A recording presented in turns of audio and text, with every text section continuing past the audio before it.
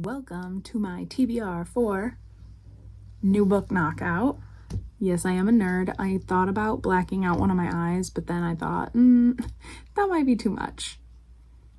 Also, I'm lazy and I don't want to have to clean it off, so.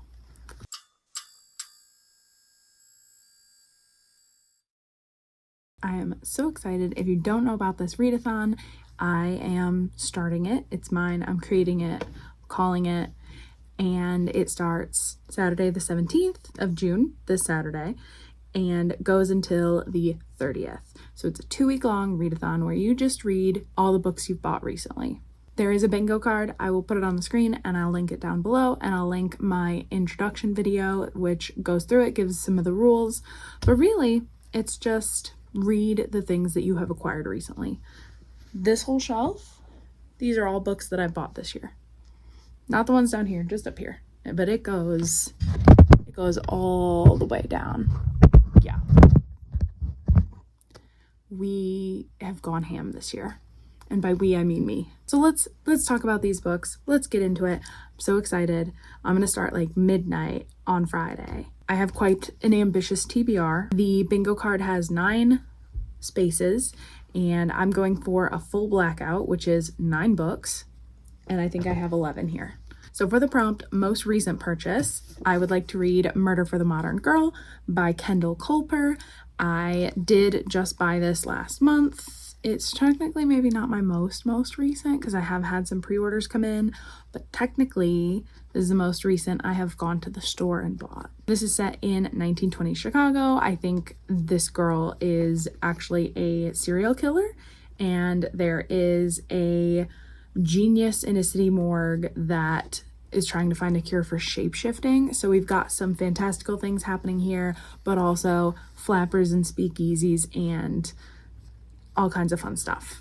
And then first purchase of the year, I have 2 options. So I think I'm gonna go with Zachary Ying and the Dragon Emperor by Zirin J. Zhao. This was the first book that I ordered through Barnes & Noble this year to have shipped to me. And this is about a young boy who somehow the spirit of the first emperor of China is sharing his body.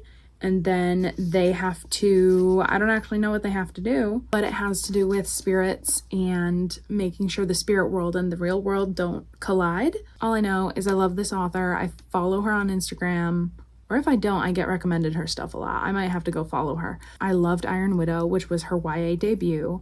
So I'm very excited to read this. And she's like a big Yu-Gi-Oh fan. And this feels very like Spirit of the Puzzle, if you know what I'm saying. I don't know how much of my audience crosses over with Yu-Gi-Oh. It's just me. But I'm excited to read this, and it is one of my first purchases of the year. My other option for this prompt is Castles in Their Bones by Laura Sebastian.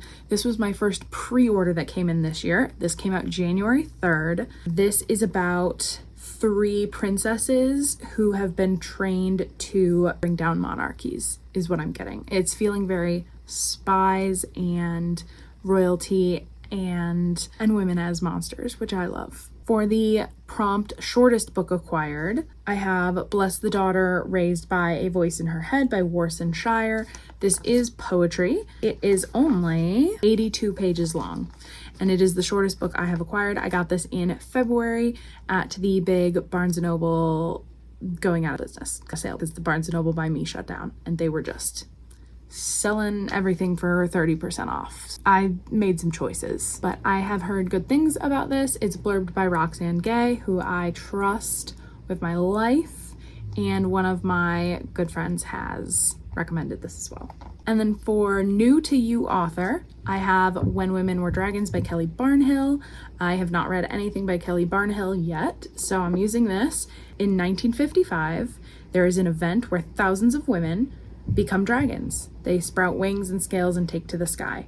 And so this is a speculative adult novel that sounds absolutely fascinating. For a thrifted book, I have Things Jolie Needs to Do Before She Bites It by Carrie Winfrey. Can you guys hear this rain? This is one of my favorite authors, and I came across this hardcover in April when I was visiting a friend in Tennessee. We went to this giant used bookstore and I was in heaven. I was so excited to find this. This is about a girl. I actually don't know if this is YA. It might be YA. This is about a girl who is getting jaw surgery, and she makes a list of things to do after her surgery is complete. And then for new format, I am going to read Hope in the Dark by Rebecca Solnit. This is Untold Histories, Wild Possibilities. This is nonfiction. It's pretty short, and so I think I might see if my library also has the audiobook. I need to get working on my nonfiction, and so this I consider a new format to me. This is about the long-term effects of hope and activism, I believe, and how it is worth it. I think that the overall idea is that it is worth it to have hope and keep fighting, because even if you do not see the results of your actions, they do make a difference in the long run, in the end. And then for most excited or most anticipated, I have The Neighbor Favor by Christina Forrest. This is really something that just came on my radar recently, but I have been staring at it and wanting to read it, so I'm using it as my most excited. This is a romance about a bookish girl who loves this one author's work, and she starts writing letters to him, and he writes back, and then he ghosts, and then she gets a new neighbor, and he is the author. We know this, it's on the back. And so they strike up this friendship not knowing that they were already communicating when they were writing to each other. It sounds like You've Got Mail. For most expensive, I have The Last Tale of the Flower Bride by Roshani Chokshi. This was $30 full priced. And that's not even the Canadian price. That's the American dollars, $30.